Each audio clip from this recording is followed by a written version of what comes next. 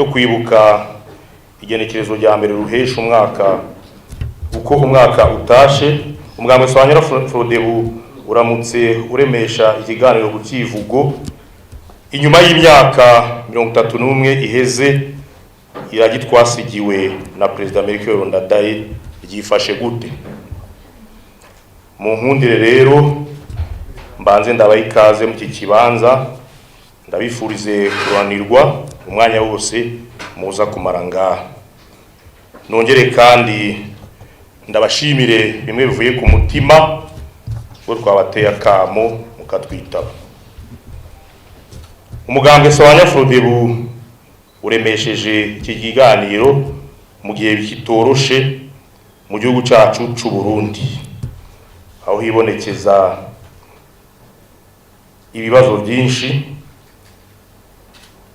mu gihugu cyacu cyose. Mwese murabizi nko mu bisata bya politike, umutekano, iteka rya zina kiremwa muntu, intwaro ibereye hamwe n'ubutunzi. Umugambwe ukaba waratanze intumbero ubicishe kuri President Melchior Ndadaye y'ukungene ibyo bisata byotungwanya ku nyungu z'igihugu no ku nyungu z'abanyagihugu.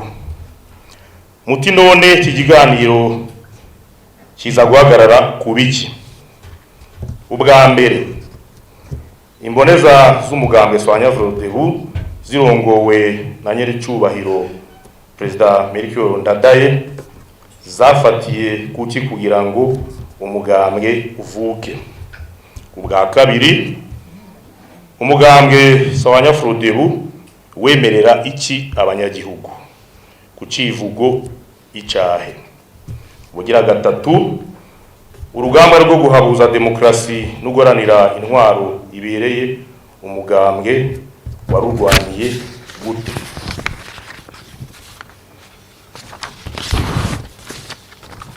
Ubugira kane, iragi ryane cyubahiro Melchior Ndadaye irakurikizwa. Ubwa gatanu, umugambwe Sawanya Frodebu usaba iki. Ubugira gatandatu, umugambwe Sawanya Frodebu witeguye kumara iki.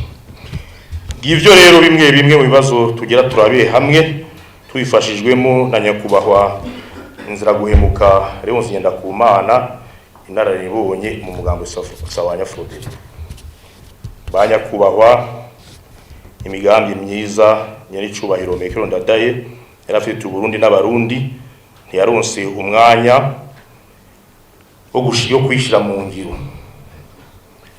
Mwese murabizi ko yashikiriye amabanga yo kurongora igihugu igenekezo rya 10 mu Kakaro umwaka wa 1993.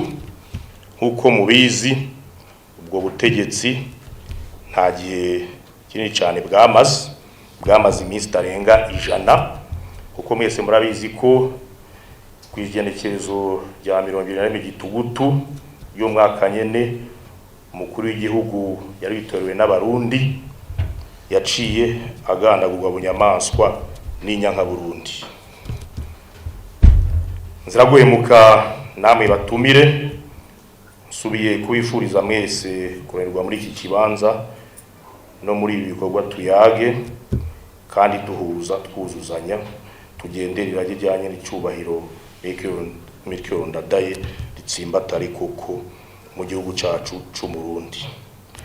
Ni kuri aya majambo y'umwizero no guri cese ibikorwa byerekeye iremeshwa ry'ikiganiro ku kivugo imyaka 31 iheze twibuka iragi twasigiwe na President Melchior Ndadaye uko ryifashe.